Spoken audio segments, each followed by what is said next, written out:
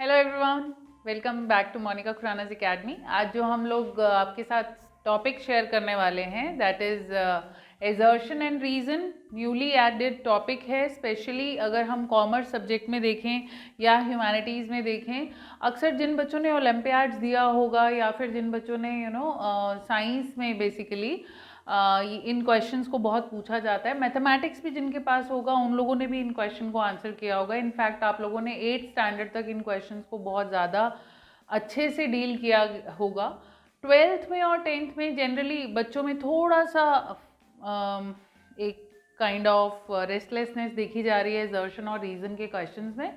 तो उसके ऊपर आज छोटी सी एक वीडियो बनाई है मैंने और उसी में आप लोगों को ये सारी इन्फॉर्मेशन देने जा रही हूँ। बेसिकली इन क्वेश्चंस को बेटा स्किल बेस्ड क्वेश्चन कहते हैं। Earlier we use to include it into STEM section, science, technology, engineering, mathematics. Basically उनमें ये क्वेश्चन पूछा जाता था, लेकिन जैसे जैसे टाइम बीतता गया आर्ट, ह्यूमैनिटीज़ बहुत ज़्यादा उसकी वैल्यू लोगों को समझ आनी शुरू हुई कि it is actually implementation of the concepts and knowledge. So now these questions are also known as STEAM. STEAM. A stands for arts, right? So new pattern के हिसाब से 2020 पैटर्न के हिसाब से अगर आप लोगों को जितने भी सब्जेक्ट्स देख लो, यहाँ तक कि वर्बल एबिलिटी इंग्लिश में भी चेक करने के लिए इन क्वेश्चंस को इंट्रोड्यूस किया गया है। वैसे तो बहुत सारे होते हैं, स्टेटमेंट आर्ग्यूमेंट्स होता है, स्टेटमेंट इन्फेरेंस होता है, स्टेटमेंट कंक्लूजन होता है, बट एजर्शन और रीज़न बहुत ज़्यादा यूज़ हुआ है। तो मेरे सब्जेक्ट्स जैसे कि आप जानते हैं इकोनॉमिक्स एंड इंग्लिश है, तो मैं आपके आगे दोनों चीज़ के ये क्वेश्चंस लेकर आई हूँ और थोड़ा सा आप लोगों को रैंडम जो आप लोगों की नॉलेज है उसके बेसिस पर इस क्वेश्चन को समझाऊंगी। ठीक है, सो स्टार्ट करते हैं। Assertion and reason, basically we know it as STEM question. So STEM major part को बोलते हैं जो क्वेश्चन पूछा जाता है, एंड इसके ऑल्टरनेटिव्स आपको अवेलेबल होते हैं आंसर के फॉर्म में। तो स्टेम के दो रूट्स होते हैं, दैट मीन्स एक होता है एजर्शन, एक होता है रीजनिंग। लेमन लैंग्वेज में बात करूं तो ये एक ऐसा क्वेश्चन है जिसमें एक एजर्टिव स्टेटमेंट होगी। एजर्शन क्या होता है? डिक्लेरेशन ऑफ एनी काइंड, कोई भी चीज़ का जो एक स्टेटमेंट दिया जाता है, like this earth is round. Okay, so ये मैंने अगर बोल दिया तो अगर मैं इसका रीज़न क्या देती हूँ क्या नहीं देती हूँ, या आप मुझे चैलेंज कर सकते हैं नहीं this is not of round shape, this is of Oval shape, right. अगर मैं बोलती हूँ कि सन राइजेस फ्रॉम ईस्ट और इसका रीज़न दे दूँ earth rotates from west to east, तो एक स्टेटमेंट मैंने दिया आपको कि सन राइजेस फ्रॉम ईस्ट, ये सही है या गलत है, ये तो हुई एजर्शन। रीज़न मैंने दिया कि अर्थ जो है वो वेस्ट टू ईस्ट रोटेट करती है। तो अगर ये आपका जो रीज़न है ये सही है, ऑब्वियसली अर्थ की रोटेशन की वजह से सन का राइज या सनराइज या सनसेट आपको पता चलता है, क्योंकि वीनस ट्विन सिस्टर हैं। तो एग्जैक्ट किसी भी फिनोमिना का एग्जैक्ट रीज़न, सो ये दो ऑल्टरनेटिव हैं, यानी कि क्वेश्चन है स्टेम या स्किल बेस्ड क्वेश्चन है और उसमें दो स्टेटमेंट्स आपको दी रहती हैं, जिसमें से एक स्टेटमेंट तो डिक्लेरेशन होती है और दूसरी स्टेटमेंट जो है वो रीज़न होता है उस पर्टिकुलर स्टेटमेंट के लिए। अब इसमें आपको ऑल्टरनेटिव्स मिलते हैं 5। किसी किसी क्वेश्चन में 4 ऑल्टरनेटिव दिए जाते हैं, किसी किसी में 5। स्क्रीन पे आप देखेंगे, आपको दिख रहा होगा प्रॉपर बोल्ड लेटर में कि क्या क्या ऑप्शंस हो सकती हैं। या तो आपको लिखा जाएगा कि both A and R is right, मतलब जो भी क्वेश्चन में आपको एजर्शन और रीज़न दिया गया है दोनों के दोनों सही हैं, और आर यानी कि रीज़न करेक्ट एक्सप्लेनेशन है एजर्शन का। ठीक है, ये फर्स्ट ऑप्शन होती है, आपको स्क्रीन पे दिख रहा होगा। सेकेंड ऑप्शन होती है if both A and R are true but R is not the correct explanation. तो कई बार बच्चे जो कॉम्पिटिटिव एग्जाम्स की तैयारी कर रहे हैं, या फिर जो इंजीनियरिंग के या फिर नीट के या फिर ओलंपियाड या फिर NSTSC इस तरह के जो भी पेपर्स की तैयारी कर रहे हैं, इन क्वेश्चंस को बहुत अच्छे से वो जानते हैं, तो उनको ट्रिक्स समझाई जाती हैं। तो उनको कहा जाता है पहले आप एजर्शन देख लो, फिर आप रीज़न देख लो। अगर आपको दोनों अपने आप में सही लगते हैं तो देखो वो जो रीज़न है एजर्शन के लिए है या कुछ और है, जो कि मैं एग्जाम्पल से आपको समझाऊंगी। तो सेकंड ऑप्शन होती है कि ए एंड आर, यानी कि एजर्शन और रीज़न दोनों ट्रू हैं, लेकिन जो रीज़न दिया है that is not the correct explanation of A. ध्यान से देखिए, स्क्रीन पे क्वेश्चन दिख रहा होगा आपको, alternative B, that is if both A and R true but R is not the correct explanation. C है if A is true but R is false. एक ऑप्शन होती है एजर्शन तो सही है बट जो आपका रीजनिंग है या रीजन है वो फॉल्स है, मतलब रीजन कहीं से कहीं तक मैच नहीं करता। तो एक तरफ था कि रीजन एजर्शन की करेक्ट एक्सप्लेनेशन नहीं है और एक तरफ है रीजन ही फॉल्स है। तो इसका एग्जाम्पल आप ले सकते हो कि अगर मैं यहाँ पर रैंडमली कोई एग्जाम्पल सोचूं, जैसे कि फॉर एग्जाम्पल अगर सॉइल इरोजन है कुछ, ठीक है, तो सॉइल इरोजन के लिए अगर मैं CO2 को पूरा जिम्मेदार ठहरा दूं तो वो कितना सही है इसके लिए, कितना नहीं है, ठीक है। क्लैरिटी नहीं है इसमें रीज़न की, कहीं भी स्टेटमेंट में कुछ भी पता नहीं है कि एग्जैक्टली CO2 से मेरा मतलब क्या है, कि मैं ग्लोबल वार्मिंग की बात कर रही हूँ या मैं कुछ और कर रही हूँ, तो टोटली ये गलत हो जाएगा, राइट। सिमिलरली आपका डी ऑप्शन देखो, if A is false and R is true, if both A and R is false. तो बेसिकली आपको ये भी आ जाता है कि ए सही है आर गलत है, यानी कि एजर्शन सही है रीजनिंग गलत है, रीजनिंग सही है एजर्शन गलत है, और एजर्शन भी गलत है रीजनिंग भी गलत है। तो इन 5 ऑल्टरनेटिव्स में से आपको राइट ऑल्टरनेटिव पे टिक करना होता है। ये आपका newly added syllabus for humanities as well as commerce section, जो मैं अपने सब्जेक्ट्स की बात करूंगी, इंग्लिश और इकोनॉमिक्स में जनरली बच्चों को देखने में आ रहा है। तो रैंडम क्वेश्चन डिस्कस करने से पहले अगर आप 10th और 12th के स्टूडेंट्स हैं और आप देख रहे हैं तो मैं आपको क्वेश्चन थोड़ा सा समझा देती हूँ उसमें से। जैसे कि मान लो 12th का चैप्टर है should wizard hit mommy, okay, English chapter है। अब उसमें मैं अगर आपसे पूछ लेती हूँ कि why playing wizard's character was favourite to Jack, ये हो गई डायरेक्ट क्वेश्चन। और अगर मैं ये बोलूँ, इसमें मैं एजर्शन दे दूँ कि Jack's favourite character was to play और एनैक्ट और टू मिमिक विजार्ड, ठीक है, ये एजर्शन मैंने आपको दे दिया।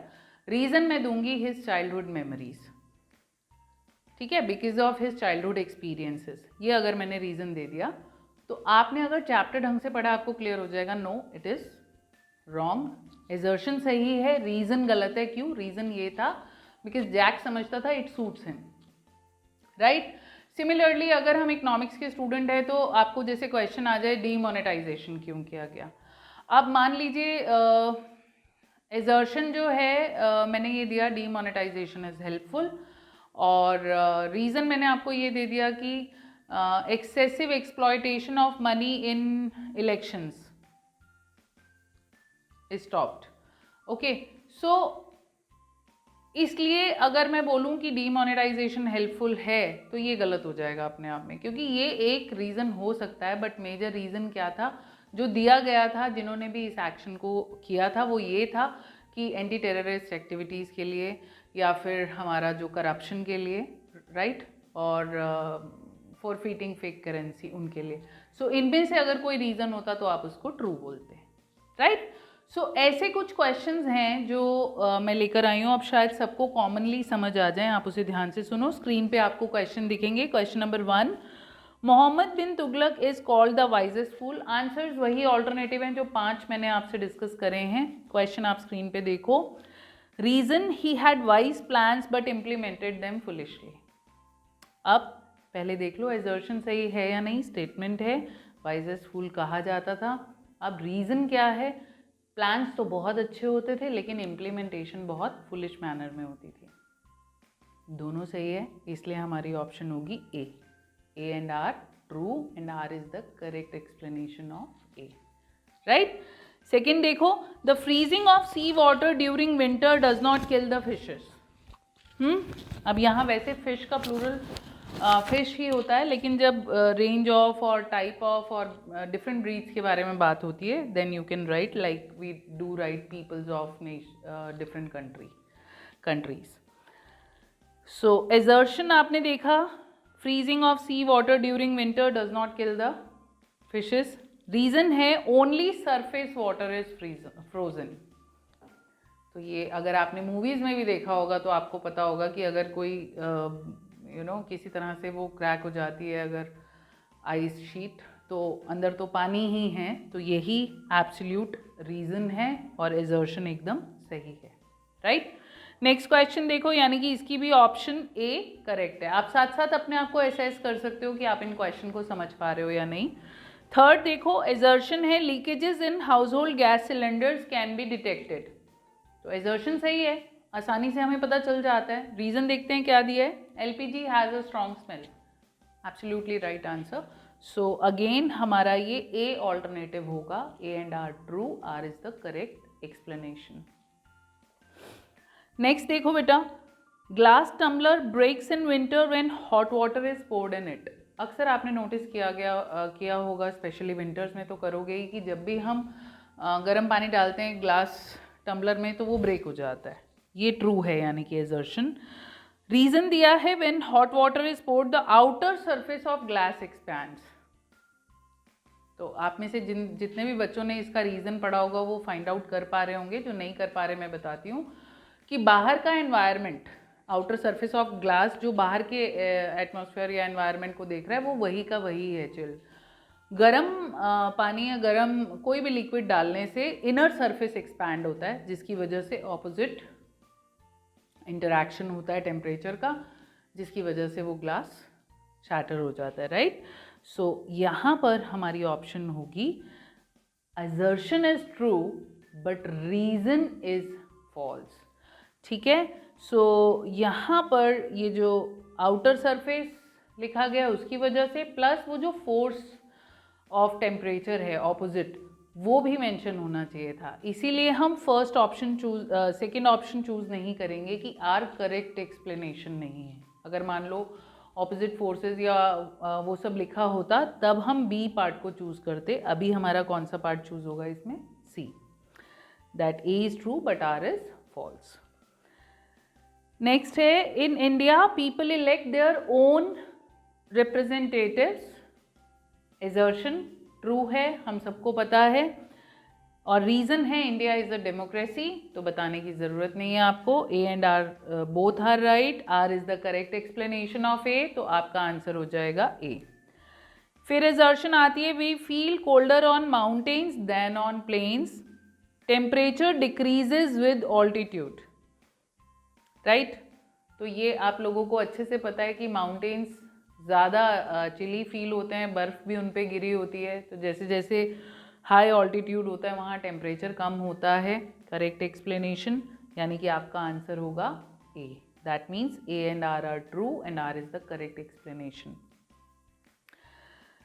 नेक्स्ट है, when lightning strikes the sound is heard a little after the flash is seen. Absolutely right, सही है, एजर्शन सही है। आप स्क्रीन पे साथ साथ देखते रहो। रीजन क्या है, the velocity of light is greater than that of the sound. ये तो आपको पता ही है कि लाइट की जो फ्रीक्वेंसी है वो जो स्पीड है वो फास्ट है साउंड से, इसीलिए। सो आंसर हमारा क्या होगा, ए। देन नेक्स्ट क्वेश्चन देखो, question number 8, tides indicate the regular and periodic rise and fall in sea level. Reason क्या है, cause by the gravitational pull of moon and sun. दोनों के दोनों ट्रू हैं और एक्सप्लेनेशन सही है, राइट। तो आंसर हमारा होगा ए। 9th देखो, water kept in earthen pots gets cooled in summer. सबको पता है घड़े का पानी, सुराही का पानी बहुत ठंडा होता है। सो यहाँ दिया गया है इवेपोरेशन कॉजेज कूलिंग, कि इवेपोरेशन की वजह से कूलिंग प्रोसेस फास्ट हो जाता है, लेकिन यहाँ एक्सप्लेनेशन प्रॉपर नहीं है। अगर आप ध्यान से देखोगे तो बहुत जगह पर आपको कह दिया जाएगा कि ए पोर्शन सही है, करेक्ट एक्सप्लेनेशन नहीं है। आप इसका जो ऑप्शन दोगे दैट इज बी, कि A and R are true but R is not the correct explanation, कि उसको करेक्टली डिफाइन नहीं किया गया इसके अंदर, राइट। अपनी तरफ से कुछ भी ऐड नहीं करना होता, जो दिया हुआ है आपको उसी के बेसिस पर आपने आंसर करने हैं। लास्ट क्वेश्चन है, earth is the only planet known to have life. ये हम सबको पता है। Reason, earth has an atmosphere which is a mixture of oxygen, nitrogen, carbon dioxide. अब आप में से कहीं सोच सकते हैं मार्स पे मैम सर्च कर रहे हैं, वहाँ कह रहे हैं वहाँ भी वाटर साइन है। सब अभी पोटेंशियल ऑफ लाइफ सोचा जाएगा या देखा जाएगा, लेकिन आप ये नहीं कह सकते कि अभी से लाइफ आपको दिख गई है। नो, आप जो प्रोबेबिलिटी है, जो थिंकिंग है, उसके बेसिस पर आप नहीं, अभी तक एजर्शन ये है कि लाइफ अर्थ पर ही पॉसिबल है। सो एजर्शन ट्रू है, लेकिन यहाँ आप देख रहे हो सिर्फ इन्होंने एनवायरनमेंट का एग्जाम्पल दिया है।